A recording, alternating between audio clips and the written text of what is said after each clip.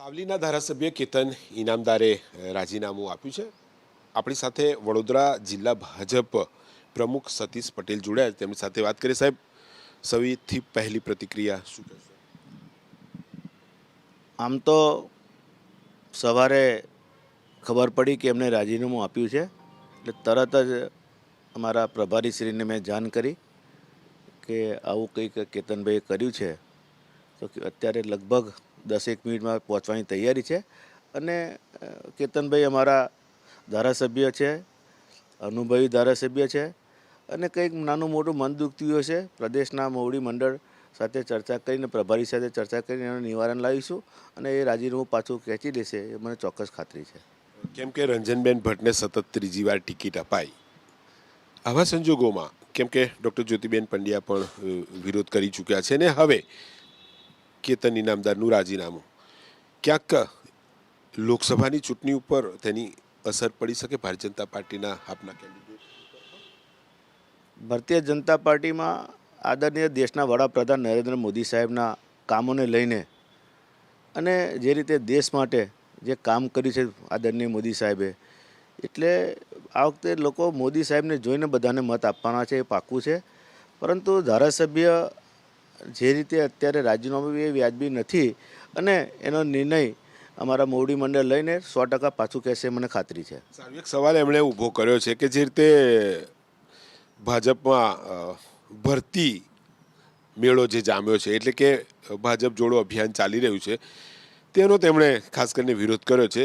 સીધું એમનું નિશાન એ હોઈ શકે કે કુલદીપ રાહુલજી તેમની સામે ચૂંટણી લડ્યા હતા અને હવે કોંગ્રેસમાંથી ભાજપમાં આવ્યા. આ પણ એક બાબત હોઈ શકે.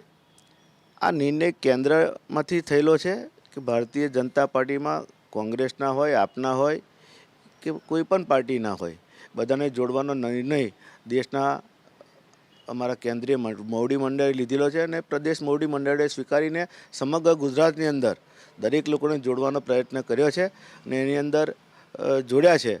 તો એ તો મોવડી મંડળને જ ખબર પડે કે આમાં શું નિર્ણય કરી શકાય. સારું, જિલ્લામાં જે બેઠક જીતાડવાની તમારી અહીંયા કહી શકાય કે જવાબદારી છે, તો આ જવાબદારી તમારે હવે નિભાવવાનો સમય આવ્યો છે.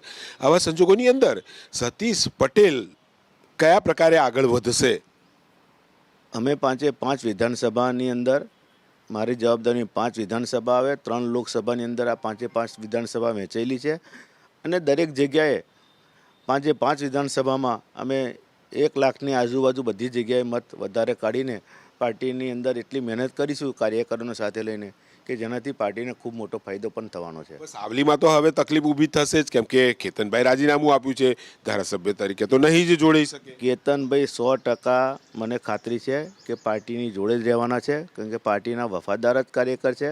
એ જે કંઈક નાનું મોટું મનદુખ થયું છે એ 100% એનું નિવારણ આવશે. પહેલાં તમારે કોઈ ચર્ચા થઈ? કેતનભાઈ તમને રજૂઆત કરી હોય કે ક્યાં મનદુખ છે, શું તેમની માંગ છે? કેમ કે તમે જિલ્લા ભાજપ પ્રમુખ છો. મારે કોઈ એવી વાત થઈ નથી અને જે કંઈ હશે એનો નિર્ણય અમારા અત્યારે રાજેશભાઈ પાઠક અમારા પ્રભારી ત્યાં પહોંચ્યા છે અને એનું નિવારણ આવી જશે. તમે જવાના છો સાવલી કેતનભાઈ સાથે વાતચીત? મારે આજે તમને જોયા છો, અત્યારે 10 સાડા 10 થયા છે, મને ડાયરિયા થયા છે એટલે ઘરે જ છું હજુ. તેમની તબિયત પણ નાદુરસ્ત છે તેવું કહી રહ્યા છે.